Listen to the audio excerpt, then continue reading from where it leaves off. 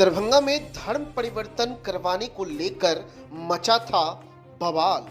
जिला की भालपट्टी ओपी क्षेत्र के एक गांव में जबरन धर्म परिवर्तन का दबाव देने की खबर वायरल होने के बाद दरभंगा प्रशासन हरकत में आया हुआ था।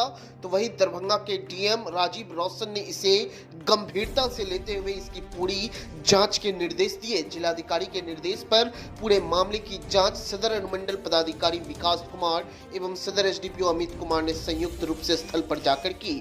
स्थल जांच एवं सभी पक्षों से वार्ता के बाद मामले का खुलासा हुआ।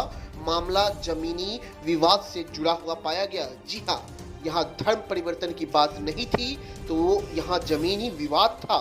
पूरे मामले की जानकारी सदर एसडीओ कार्यालय से रविवार की शाम आयोजित प्रेस वार्ता के दौरान दी गई। प्रेस वार्ता का आयोजन सदर एसडीओ एवं सदर एसडीपीओ ने संयुक्त रूप से किया और धर्म परिवर्तन के दबाव की खबरों को पूरी तरीके से खंडन किया।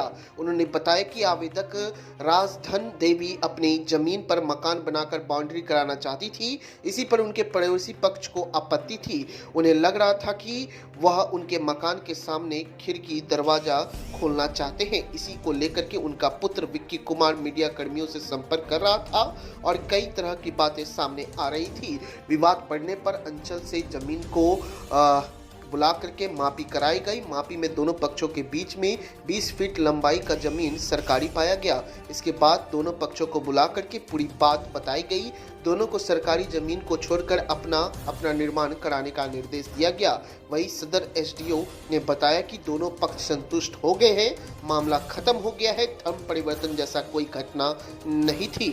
सोशल मीडिया में अभी एक न्यूज़ दरभंगा से रिलेटेड वायरल है कि यहाँ ज़बरदस्ती एक हिंदू के परिवारों का धर्म परिवर्तन कराने की कोशिश की जा रही है। राजधन देवी ने जिलाधिकारी महोदय को एक आवेदन दिया था, जिस पर जिलाधिकारी महोदय ने मुझे और एसडीपीओ साहब को फ्राइडे को ही जांच करने का निर्देश दिया था। फ्राइडे नाइट को ही हम उस स्पॉट पे पहुंचे और हमने जांच किया। तो सबसे पहले मैं आपको ये आश्वस्त करना चाहता हूँ कि ये किसी भी तरीके से धर्म परिवर्तन का कोई केस नहीं है। ये दो परिवारों के बीच में बस ज़मीनी विवाद है। राजधन देवी जो हैं वो अपना घर बनाना चाहती हैं और पड़ोसी जो हैं वो भी अपना घर बनाना चाहते हैं। दोनों के बीचों में अंचल अधिकारी को बोल के सीमांकन कराया गया, लेकिन जब दोनों के ज़मीन का नापी हुई तो निकला कि दोनों के बीच में सरकारी ज़मीन है जो कि 20 फीट लंबी है। तो अंचल अधिकारी को ये निर्देश दिया गया कि आप उस ज़मीन को, जो सरकारी ज़मीन है, उसको नाप करके दोनों को बता दें, ताकि दोनों पार्टी अपने अपने ज़मीन में घर बनाएं और उस सरकारी ज़मीन को